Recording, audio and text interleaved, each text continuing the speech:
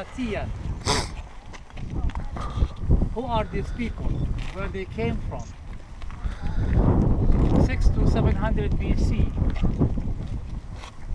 These people, they came from a place called Taima or Tabuk.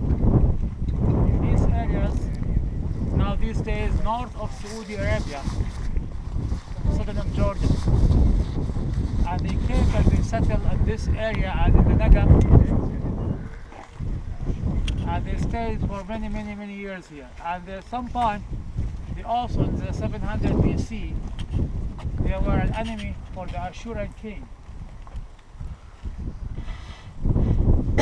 much like Israel, Nineveh and the Assyrians. Exactly. When the Edomite kingdom started to be weak, these people, they start to build themselves in this area. And the first time in history we hear about these people when a big incident in the year 312 BC. One of the Greek soldiers, he was walking and he found people live in these caves. And he went back to his general, Antiochus, his name, and he told him, I find people live in Petra, meaning the people who live in the rocks. So Antiochus, he went out with his army to find these people, but these people defeated him. They go back and come later with another army to find these people again. When they saw him coming, they ran away.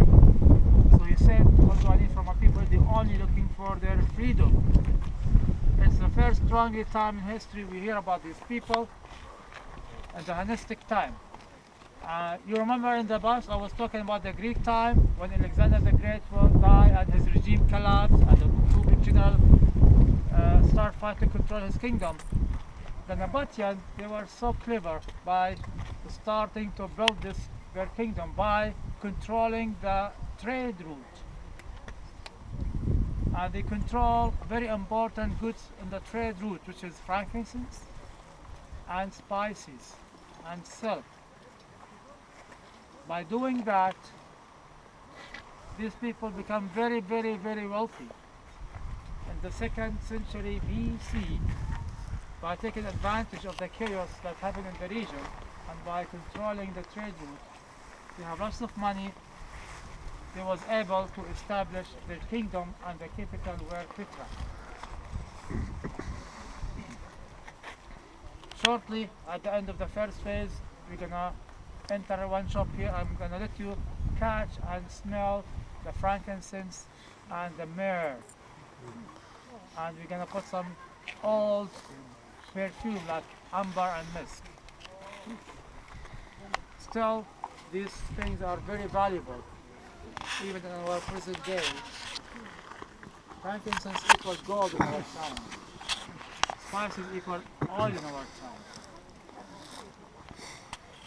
You remember after the Greek who came? The Roman. But the Roman, it wasn't easy for them to control the Nabatean kingdom. You know, we always speak about the Romans, how they are big and how they are powerful and strong. They cannot do anything with the Nabateans. Many wars happened between them, but it wasn't easy for them. The Nabateans were so strong, they could reach next to Damascus and next to Jerusalem. In 70 AD, they were that close to capture and take over Jerusalem. But instead, General Titus, he conquered Jerusalem and destroyed it. He had to wait till 106 AD, more than 140 years, till the Roman be able to control the Nabatean kingdom. And also, in the 1st century AD, the Romans, they learned how to control the north wind, which is coming from the north through the Red Sea. So instead of transfer the goods before from Yemen, you know where Yemen it is, to port for the Nabatean and the Mediterranean Sea. This is how the Nabateans could transfer the goods. The Roman, they transferred the goods by the ship, by the sea, directly to Sinai and then to Rome. So the Nabatean, they lost very important link of the trade route. At the 1st century AD, they shift their capital from Petra to Postra, southern of Damascus, and they work in the fields. But many of them will continue here, and also the Roman was the one who actually controlled and ruled here. In the 3rd and the 4th century AD, Christianity came to the area, and many of these people became Christian. We know that for sure. One of the royal tombs we are going to see today, the Aaron tomb. If you go inside, there is inscription in the red to the left side mentioning Bishop Jason, the name of the bishop. In the year 447 AD, this tomb been changed to be as a church. And also there's another couple of churches we are going to see today in our tomb. Later on, Byzantine time at 6th century been finished, and the Muslims came and they ruled here, and it was under the control of the Islamic Umayyad period. Their capital were in Damascus, these people, but they also controlled here, and because of shifting the trade route to a different direction, especially in the 7th, 8th century AD, people start to be out of this location and to live in different direction and different areas. And this city was missing for almost 1,000 years, till the year 1812 AD, when a Swiss traveler,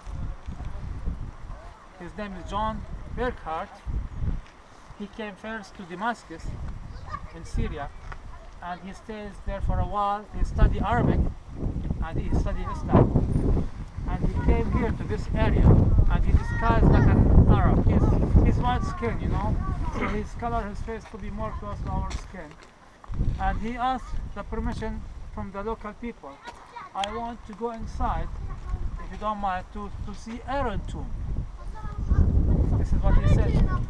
But his main idea, he wanted to discover the missing city Petra, which is he did. Since that time, more and more come from Europe to discover more and more about this magnificent place that we see today. In 1985, it has become a World Heritage Site, and now it's one of the new 7 wonders of the world. Any questions, guys? Thank you very much.